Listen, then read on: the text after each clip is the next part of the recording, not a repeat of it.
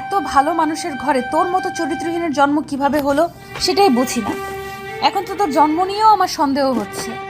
আর একটাও বাজে কথা বলবি না, যা বলার আমাকে বল। আমার বাবা মাকে নিয়ে একটা কথাও বলবি না।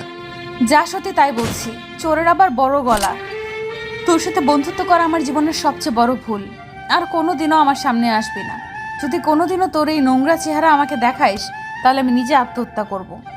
থাক, আর তোকে আত্মহত্যা করতে হবে না। আর কখনো তোর সামনে আসবো না। এরপর আর চাইলেও আমার মুখ দেখতে পাবি না। আচ্ছা, সত্যি কি আমাকে না দেখে থাকতে পারবি? পারবো না কেন? তুই আমার কে রে? তোর এই নোংরা চেহারা দেখলে আমার বমি পায়। যত তাড়াতাড়ি পারিস তোর এই নোংরা চেহারাটা আমাকে দেখানো বন্ধ করিস। তোর এই পাপ চেহারাটা না দেখলেই বাঁচি। আচ্ছা, সরি রে, এতদিন তোকে ডিস্টার্ব করার জন্য। পারলে আমাকে ক্ষমা করিস আর ভালো থাকিস। তোর এই নোংরা চেহারাটা